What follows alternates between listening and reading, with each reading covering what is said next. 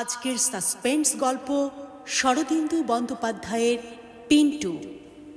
শরদিন্দু বন্দ্যোপাধ্যায়ের জন্ম ৩০ মার্চ ১৮৯৯, মৃত্যু ১৯৭০ সালের ২২ সেপ্টেম্বর।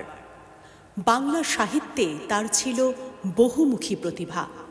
পাল্লা দিয়ে লিখেছেন সত্যান্বেষী ব্যোমকেশ বক্সীর কাহিনী, চিত্রনাট্য, অজস্র ছোট গল্প ও ঐতিহাসিক উপন্যাস। আজকের গল্পটি নিয়েছি আনন্দ পাবলিশার্স থেকে প্রকাশিত শরদিন্দু অমনিবাসের ৪র্থ খণ্ড থেকে। গল্পটি প্রথম প্রকাশিত হয় ৩১ শ্রাবণ ১৩৪০ অর্থাৎ ১৯৩৩ সালে।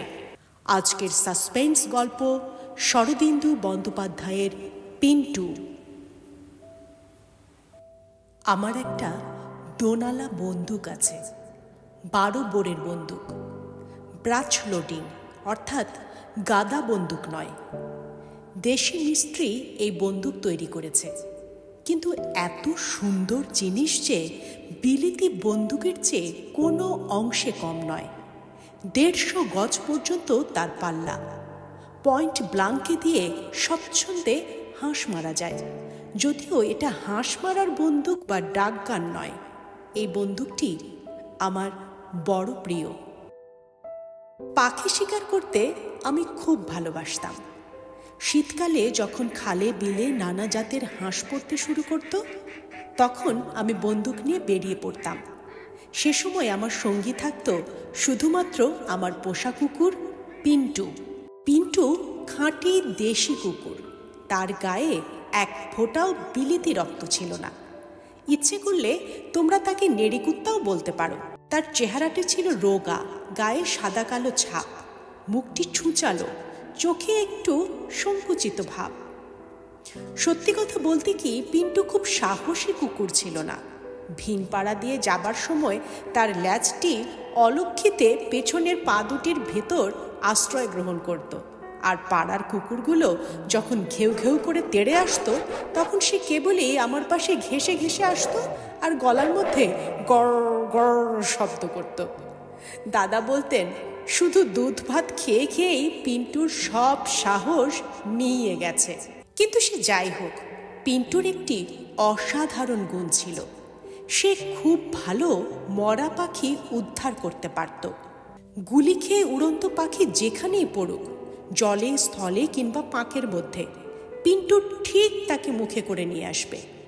ইংরেজিতে এই জাতের কুকুরকে বলে রিট্রিভার। একবার এক সাহেব পিন্টুর আশ্চর্য গুণপনা দেখে টাকা দিয়ে আমার কাছ থেকে কিনে নিতে চেয়েছিল। আমি দেইনি। যা হোক, শীতকাল এলেই আমরা দুজনে শিকারে বের হতাম। এমন অনেকবার হয়েছে যে পাখির সন্ধানে ঘুরতে ঘুরতে বাড়ি থেকে অনেক দূরে চলে গিয়েছি। ২-৩ দিন বাড়ি ফেরাই হয়নি। আমার শিকারের শখ বাড়ির সকলেই জানত, তাই কেউ উদ্বিগ্ন হতো না। গত বছর শিকার করতে গিয়ে কি ভয়ঙ্কর ভুতুড়ে ব্যাপার ঘটেছিল, সেই কথাই আজ বলবো। খবর পেলাম শহর থেকে মাইল ২০ দূরে যে জলা আছে, তাতে বিস্তর হাঁস পড়েছে। হাঁসগুলো আশেপাশের ধান ক্ষেতের ক্ষতি করছে। মন উৎসুক হয়ে উঠল। অগ্রহায়ণ মাস, বেশ শীত পড়েছে। একদিন সকালবেলা পিন্টুকে সঙ্গে নিয়ে বেরিয়ে পড়লাম। অজপাড়া গায়ে গাড়ি যাবার রাস্তা নেই, যেতে হলে এক গরুর গাড়ি চড়ে যেতে হয়। আমরা পায়ে হেঁটেই গেলাম, কারণ গরুর গাড়ি চড়ে কাঁচা রাস্তার উপর দিয়ে ২০ মাইল যাওয়ার চেয়ে হেঁটে যাওয়া ঢের বেশি স্বাস্থ্যকর। অন্তত হাড়গুলো আস্ত থাকে। জলার নিকটবর্তী গ্রামে গিয়ে যখন পৌঁছলাম, তখন সন্ধ্যা হয়। পশ্চিম আকাশে একটুখানি সোনালি আলো ঝিলমিল করছে। দূর থেকেই অসংখ্য হাঁসের কলকণ্ঠ শুনতে পাচ্ছিলাম। হাঁসের ডাক সকলের ভালো লাগে কিনা বলতে পারি না, কিন্তু আমার বড় মিষ্টি লাগে। দেহের ক্লান্তি সত্ত্বেও মনটা আনন্দে নেচে উঠল। পিন্টুও আমাকে ঘিরে আনন্দে নাচতে লাগলো আর ঘেউ ঘেউ করে ডাকতে লাগলো। গ্রামের বেশিরভাগই নিম্ন শ্রেণীর লোকের বাস, কিন্তু সেখানে একটি ছোট্ট পোস্ট অফিস ছিল। তারই পোস্টমাস্টারের বাড়িতে আতিথ্য স্বীকার করলাম। তিনি ভারী ভদ্রলোক। গরম চা এবং প্রচুর জল খাবার দিয়ে আমাকে অভ্যর্থনা করলেন। গরম গরম খাদ্যদ্রব্য পেটে পড়তেই শরীর বেশ চাঙা হয়ে উঠল। নানা রকম কথাবার্তায় ক্রমে রাত্রি হয়ে এলো। পূবের আকাশ উদ্ভাসিত করে পূর্ণিমার চাঁদ উঠল। আমি তখন পোস্টমাস্টার বাবুকে বললাম, এবার বেরোনো যাক, কোন দিক দিয়ে গেলে সহজে জলায় পৌঁছানো যাবে আমাকে দেখিয়ে দিন। আমার কাঁধে বন্দুক দেখেই পোস্টমাস্টার বুঝেছিলেন যে আমি শিকার করতে এসেছি, কিন্তু আমি যে রাত্রেই পাখি মারতে বেরোবো তা তিনি বুঝতে পারেননি। মেয়ে মানুষের এমন সাহস দেখে তিনি অবাকই হয়েছিলেন। তিনি আশ্চর্য হয়ে বললেন, রাত্রিরে পাখি মারতে যাবে? আমি বললাম, হ্যাঁ, রাত্রেই তো পাখি মারবার সুবিধা, দেখছেন না কি সুন্দর চাঁদ উঠেছে। পোস্টমাস্টার একটু ভয়ে ভয়ে বললেন, কিন্তু রাত্রিরে জলার দিকে যাবে, সন্ধ্যার পর ওদিকে কেউ যায় না। আমি বললাম, সে কি, কেন? তিনি কুণ্ঠিতভাবে বললেন, কি জানি, আমি চোখে কিছু দেখিনি, শুনতে পাই জলায় নাকি অপদেবতা আছে। আমি হেসে উঠলাম, অপদেবতা, সে আবার কি? তিনি বললেন, তা জানি না, তবে শুনেছি সরবনের মধ্যে নাকি পেতনি আছে। আমি হাসতে লাগলাম, বললাম, তা থাক পেতনি, আমার হাতে বন্দুক আছে, দেখলে সে নিজেই ভয়ে পালিয়ে যাবে। তিনি মাথা নেড়ে বললেন, যাওয়া বোধহয় উচিত নয়।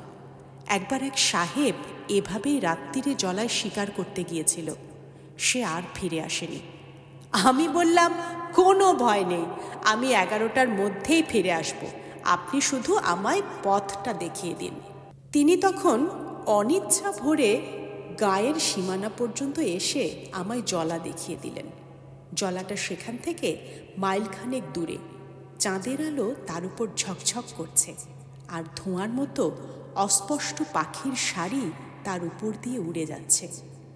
চাঁদনি রাতে জলার ধারে কি করে পাখি শিকার করতে হয় তা বোধহয় সকলে জানে না, অথচ ব্যাপারটা খুব সহজ, এমনকি দিনের বেলা পাখির শিকার করার চেয়েও সহজ। রাত্রে জলার পাখিরা চোখে ভালো দেখতে পায় না, কিন্তু কেবলই উড়ে বেড়ায়। জলার এধার থেকে ওধারে যায়, আবার এধারে ফিরে আসে। তাই চাঁদ যখন গাছের ডগা ছাড়িয়ে ওঠে, তখন সেই চাঁদের দিকে লক্ষ্য রেখে বন্দুকের টোটা ভরে কোনো ঝোপের আড়ালে চুপ করে দাঁড়িয়ে থাকতে হয়। পাখির সারি যখন চাঁদের কাছ দিয়ে উড়ে যায়, তখন চাঁদ লক্ষ্য করে বন্দুক চালাতে হয়। ছড়রা খেয়ে পাখিগুলো তখন ধপধপ করে মাটিতে পড়ে। কুকুর গিয়ে সেগুলোকে খুঁজে নিয়ে আসে। এরকম শিকারের সুবিধা এই যে পাখির পিছন পিছন ঘুরে বেড়াতে হয় না, এক জায়গায় দাঁড়িয়েই অনেক পাখি পাওয়া যায়। তা যা হোক, আমি আর পিন্টু আলোর উপর দিয়ে জলার দিকে চললাম। বেশ একটু ঠান্ডা বাতাস দিচ্ছে, কিন্তু আমার গায়ে গরম কোট আর পায়ে বুট জুতো ছিল, তাই ঠান্ডা হাওয়া ভালোই লাগলো।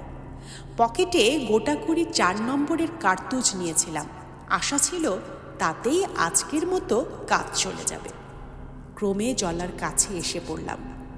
এখানকার মাটি নরম, মাঝে মাঝে জল সরে গিয়ে আধ শুকনো পাঁকও রয়েছে। জলাটা প্রকাণ্ড, একটা হ্রদ বললেও চলে, কিন্তু জল খুব গভীর নয়। তার কিনারা দিয়ে ঘন সরবন জন্মেছে, মাঝখানেও স্থানে স্থানে স্বরের গোছা উঁচু হয়ে আছে। চাঁদের আলোয় সমস্ত দৃশ্যটা এমন অস্পষ্ট হয়ে আছে যেন পৃথিবীর আদিম যুগের তন্দ্রাচ্ছন্ন প্রকৃতির চিত্র। দেখলে প্রাণের ভিতরটা কেমন করে ওঠে। জলের কিনারা পর্যন্ত যাবার কোনো দরকার ছিল না। চারদিকে তাকিয়ে দেখলাম কতগুলো কাঁটা গাছের শুকনো ঝোপ ইতস্তত ছড়ানো রয়েছে। তারই মধ্যে একটা বেছে নিয়ে আমি তার আড়ালে গিয়ে দাঁড়ালাম। বন্দুকে টোটা ভরে পাখির জন্য তৈরি হয়ে রইলাম। এইবার পিন্টুর চাল চলন লক্ষ্য করলাম। সে এতক্ষণ বেশ লাফালাফি করতে করতে আমার সঙ্গে আসছিল, কিন্তু এখানে এসেই কেমন যেন জড়ো সড়ো হয়ে গেল। তার ল্যাজটি করুণভাবে পায়ের মধ্যে প্রবেশ করল। সে শঙ্কিত চোখে এদিক ওদিক তাকাতে তাকাতে একটা ক্ষীণ কুই কুই শব্দ করতে লাগলো। চারদিকে চেয়ে দেখলাম অন্য কোনো কুকুর বা ভয়াবহ কিছুই নেই। ভাবলাম জলার ধারে ঠান্ডা হাওয়ায় নিশ্চয়ই তার শীত করছে, তাই অমন করছে। খানিকক্ষণ চুপচাপ দাঁড়িয়ে আছি। হঠাৎ একটা শব্দ শুনে চমকে উঠলাম। জলার কিনারা দিয়ে একটা খটখট খটখট শব্দ ক্রমশ আমার দিকে এগিয়ে আসছে, যেন একটা বিকট হাসির আওয়াজ। কিন্তু তখনই বুঝতে পারলাম যে অস্বাভাবিক কিছু নয়, সর্বনের মধ্য দিয়ে হাওয়া বইছে। এই খটখট শব্দ ক্রমে আমার পাশ দিয়ে বেরিয়ে চলে গেল, তারপর দূরে গিয়ে মিলিয়ে গেল। কিন্তু দীর্ঘ নিঃশ্বাসের মতো একটা শব্দ তখনও সর্বনের ভিতর থেকে কেঁপে কেঁপে উঠতে লাগলো। আমার ভারী হাসি পেল। এইসব শব্দ শুনে বোধহয় গাঁয়ের লোকেরা ভূত পেতনির ভয়ে এদিকে খুব একটা আসে না। আবার শব্দ। এবারের শব্দ এমনই অপার্থিব যে শুনে আমার গায়ে কাঁটা দিয়ে উঠল।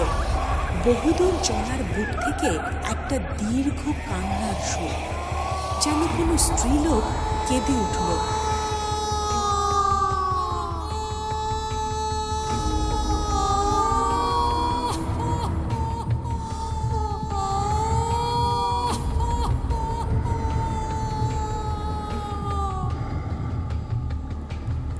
চারিদিকে প্রতিধ্বনি তুলে এই কান্না ক্রমে ক্ষীণ হয়ে গেল। জলাতে অনেক রকম অজানা পাখি থাকে। মনে হলো হয়তো তাদেরই কেউ অমন করে কেঁদে উঠল। কিন্তু আমি অনেক পাখি মেরেছি, অনেক ঝিলে জঙ্গলে বেরিয়েছি, এরকম পাখির ডাক কখনো শুনিনি। একবার নিজের মনেই প্রশ্ন এলো, এটা পাখিই তো?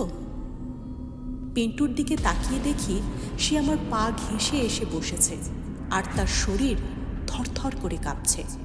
আমি তার পিঠে হাত বুলিয়ে তাকে বললাম, কিচ্ছু ভয় নেই পিন্টু, ও পাখির ডাক। পিন্টু করুণভাবে আমার দিকে তাকালো, তারপর ছুটে গায়ের দিকে খানিকটা এগিয়ে গিয়ে আবার ফিরে এসে ব্যগ্র চোখে আমার দিকে চেয়ে রইল। কুকুর কথা বলতে পারে না, কিন্তু পিন্টু যেন পরিষ্কারভাবে আমাকে বলল, ফিরে চলো, এ বড় খারাপ জায়গা, এখানে থেকে কাজ নেই। এখন মনে হয়, ইস, পিন্টুর কথা যদি তখন শুনতাম। হাতের ঘড়িতে দেখলাম 9:30 বাজছে। এই সময় আকাশে সনসন শব্দে মুখ তুলে দেখি এক ঝাঁক পাখি, বোধহয় মোরগাবি। কারণ মোরগাবিরা এত জোরে ওড়ে যে তাদের ডানার সাই সাই আওয়াজ হয়। চাঁদের উপর দিয়ে উড়ে যাচ্ছে ওরা। তৎক্ষণাৎ বন্দুক তুলে ফায়ার করলাম। চারিদিকে একটা বিকট প্রতিধ্বনি উঠল, তারপর ধপ করে একটা শব্দ হলো। বুঝলাম পাখি পড়েছে। পাখি পড়ার শব্দে পিন্টুর ভয় কেটে গেল। সে কান খাড়া করে খানিকক্ষণ দাঁড়িয়ে রইল, তারপর লাফাতে লাফাতে যেদিকে পাখি পড়েছিল সেই দিকে ছুটল। পাখিটা 50 হাত দূরে একটা ঝোপের মধ্যে পড়েছিল। পিন্টু সেই ঝোপের কাছাকাছি গিয়ে হঠাৎ দাঁড়িয়ে পড়ল।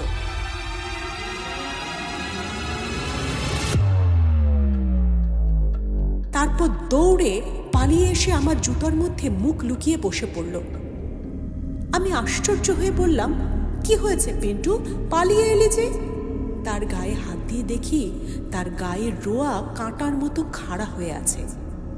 পিন্টু কখনো এরকম করে না, তাই ভারী আশ্চর্য হয়ে আমি নিজেই সেই ঝোপটার দিকে অগ্রসর হলাম। কাঁটা গাছের ঝোপে পাতা নেই, তার ভেতর পরিষ্কার চাঁদের আলো পড়েছে।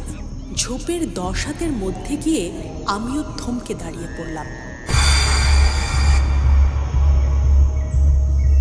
দেখলাম মরা পাখিটা মাটিতে পড়ে রয়েছে, আর সাদা কাপড় পরা একটা স্ত্রীলোকের মূর্তি তার উপর ঝুঁকে পড়ে যেন তাকে আগলে রয়েছে। এই সময় আবার সেই তীব্র কাতরোক্তি ঝোপের ভিতর থেকে বেরিয়ে এলো।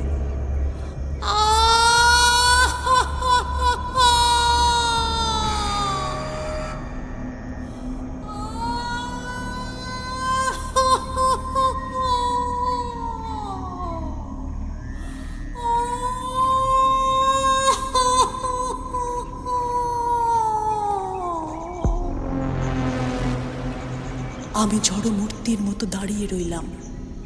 ইচ্ছে হলো পালাই, কিন্তু পালাতে পারলাম না। আমার দুই চোখ সেই ঝোপের মধ্যে নারী মূর্তির উপর নিবদ্ধ হয়ে রইল।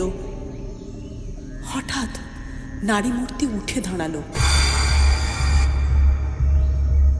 ঝোপের ভিতর দিয়ে বেরিয়ে এলো। আমি তার মুখ দেখতে পেলাম না, সর্বাঙ্গ কুয়াশার মতো সাদা কাপড় দিয়ে ঢাকা। সে একটা সাদা হাত তুলে আমায় ডাকলো, তারপর নিঃশব্দে চলে যেতে লাগলো। খানিক দূর গিয়ে সে ফিরে দাঁড়ালো, তারপর আবার হাত তুলে আমায় ডাকলো। আমার স্বাধীন ইচ্ছাশক্তি যেন একেবারে লুপ্ত হয়ে গিয়েছিল। কলের পুতুলের মতো আমি তার পিছন পিছন চললাম। পিন্টু এতক্ষণ অনেক দূরে পিছিয়ে ছিল। এবার সে ছুটে এসে আমার পা কামড়ে ধরল। ভয়ে তার গা কাঁপছে, শরীর যেন কুকড়ে ছোট হয়ে গেছে, তবু সে আমায় ফেলে পালাতে পারছে না।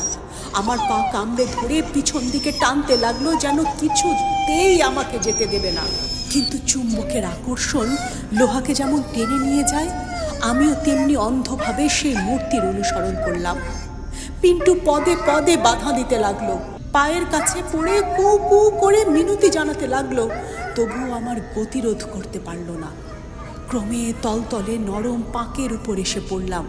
সে যে কি ভয়ঙ্কর জিনিস তা বর্ণনা করা যায় না। আর এই পাঁকে আস্তে আস্তে ডুবে মরার মতো ভয়াবহ মৃত্যুও কল্পনা করা কঠিন।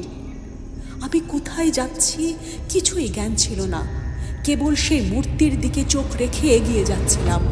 ক্রমে যখন পাঁকের মধ্যে হাঁটু পর্যন্ত ডুবে যেতে লাগলো, তখন দাঁড়িয়ে পড়লাম। মূর্তিও সেখানে খানিক দূরে দাঁড়ালো।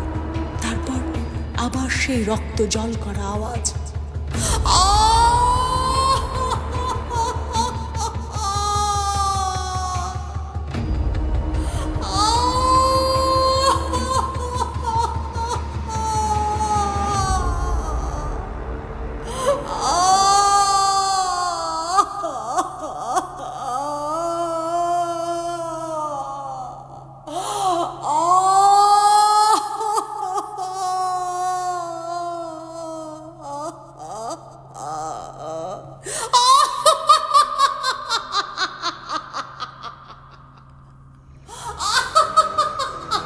এবার কিন্তু কান্না নয়, মনে হলো সে যেন একটা পৈশাচিক প্রতিহিংসার হাতে হাসছে।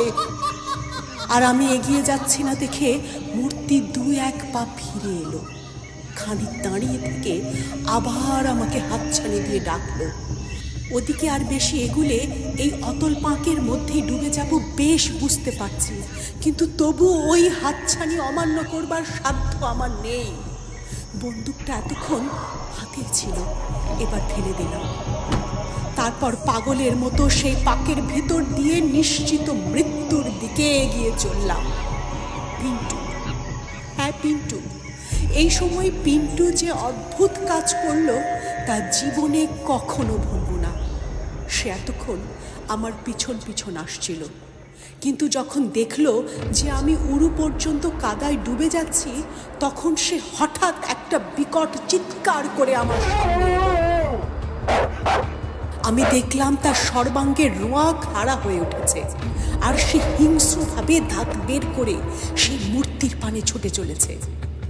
সাদা মূর্তিটার সামনে পৌঁছে সে কণ্ঠ লক্ষ্য করে তার ঘাড়ের উপর লাফিয়ে পড়ল। সঙ্গে সঙ্গে একটা আত্মকম্পিত চিৎকার পিন্টুর কণ্ঠ চিরে বেরিয়ে এলো। যাকে লক্ষ্য করে সে লাফ দিয়েছিল সেই মূর্তি হঠাৎ হঠাৎ হাওয়ায় মিলিয়ে গেল।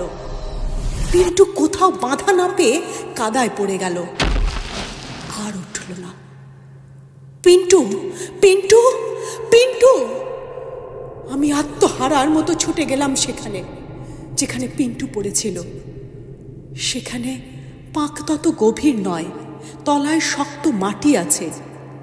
পিন্টুর নিশ্চল দেহ দুহাতে তুলে নিয়ে দেখলাম তার দেহে প্রাণ নেই, সে মরে গেছে। সেই যে ভয়ার্ত চিৎকার, তারই সঙ্গে সঙ্গে পিন্টুর প্রাণবায়ু বেরিয়ে গেছে।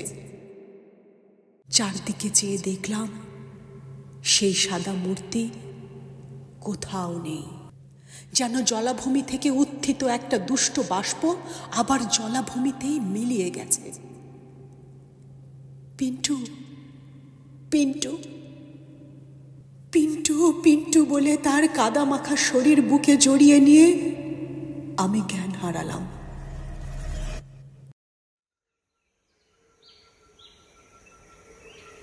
পরদিন সূর্যোদয়ের সঙ্গে জ্ঞান ফিরল।